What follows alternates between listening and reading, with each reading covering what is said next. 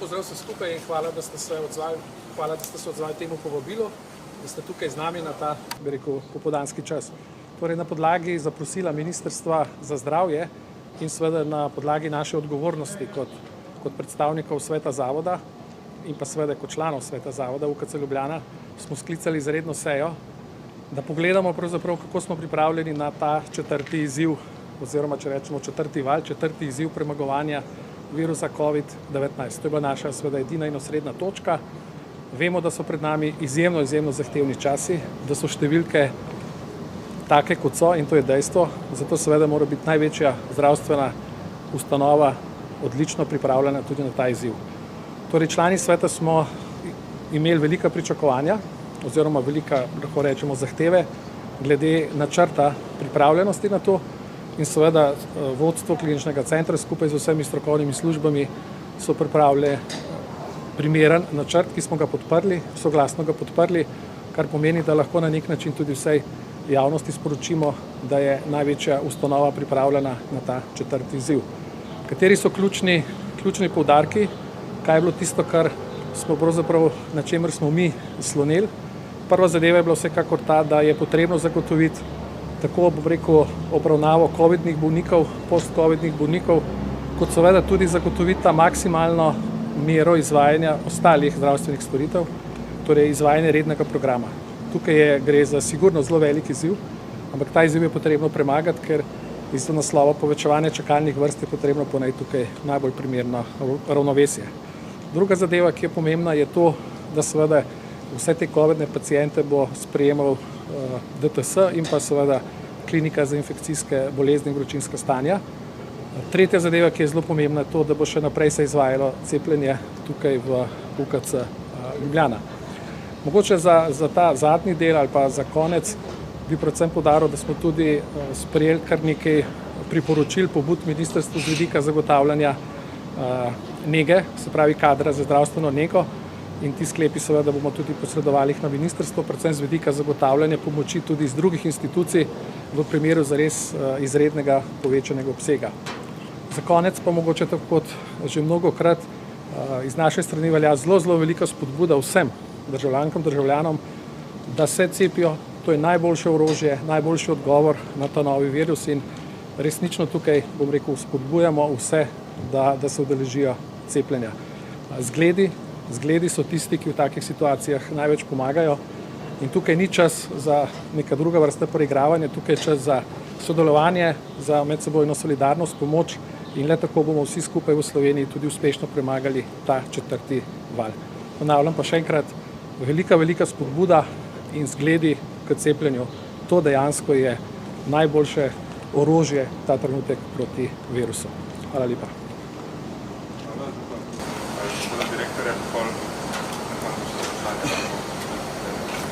Ja, lepo pozdravljeni tudi z moje strani.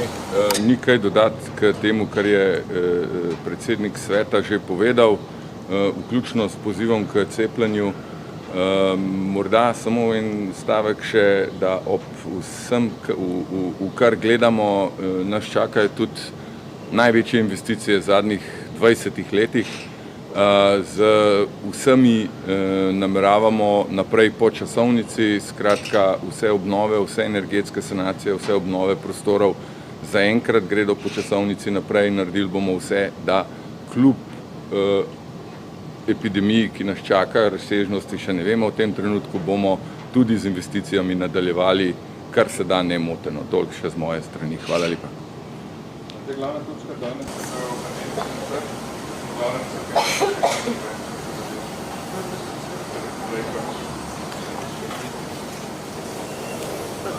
lepo pozdravljeni.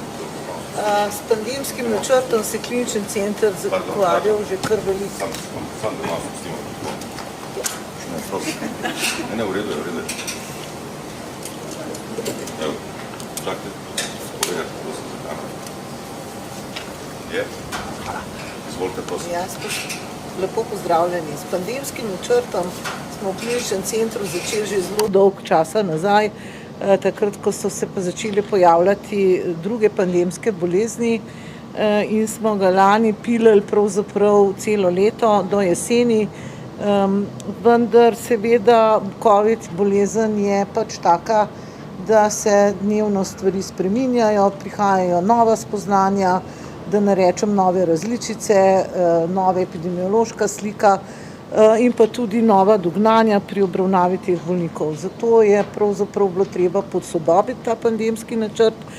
Kar je klinični center uspel narediti, je, da je uspel zagotoviti nove prostore, to so v tem kompleksu DTS, da smo na nek način uspeli renovirati bolnico Petra Držaja za akutne sprejeme in da smo opremili in usposobili tudi dodatne intenzivne posle.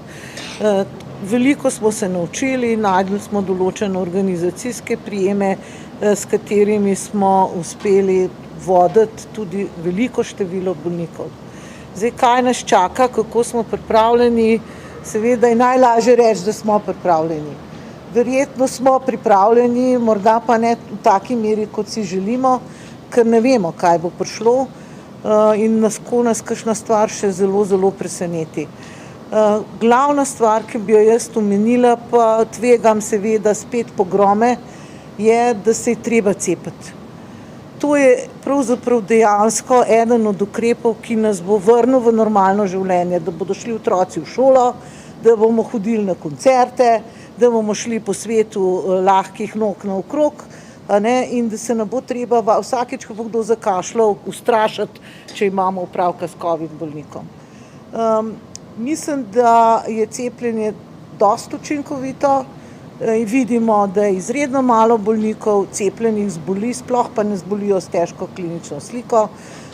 Preprečili smo prenose bolezni med bolniki, preprečili smo prenose bolezni na zaposlene. Skratka, tudi države, ki so bistveno bolj precepljene kot mi, imajo kaj za pokazati v smislu učinkovitosti cepljenja. Tako da, če se hočemo priključiti razvitemu svetu, kjer nekdo ne poskrbi samo za sebe, ampak tudi za svojega bližnjega, dajmo se cepiti. Hvala.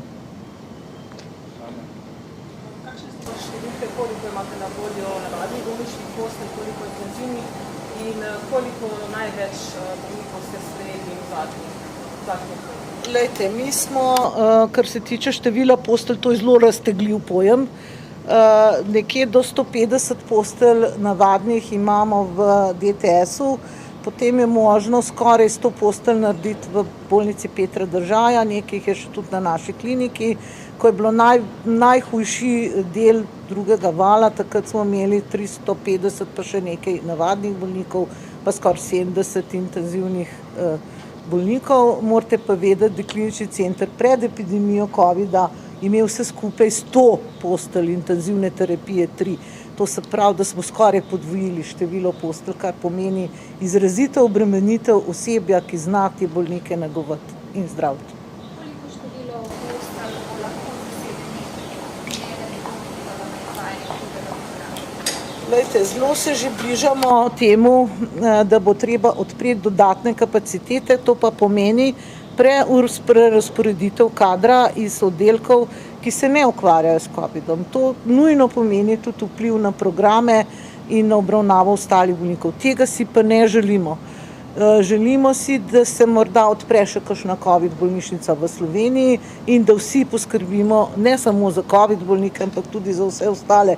Saj vidimo, da je kar lepo število bolnikov pride z zamujenimi boleznimi, prepozno diagnosticiranimi, v težki klinični sliki in takrat kaj dosti ne moramo več narediti. S katerimi bolnišnicami ste pa v dogovarjanju, da bi prišla na kader zdravstvene igre? Glejte, to dogovarjanje bo pač verjetno moralo opraviti ministrstvo pa vodstvo kliničnega centra.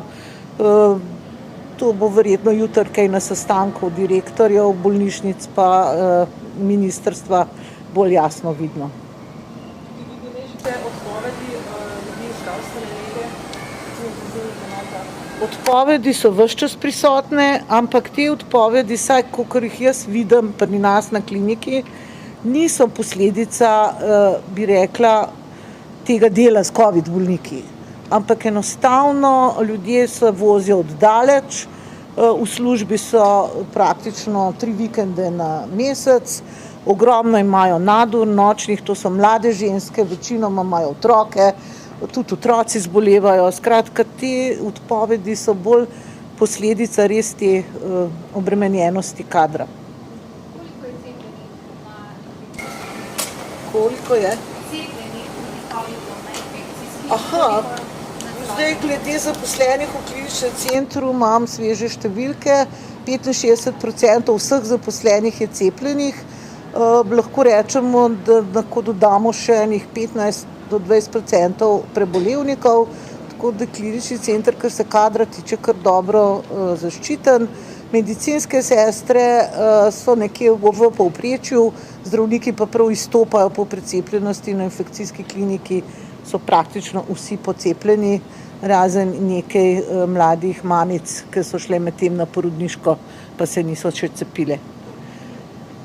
Kaj bi pa po 23.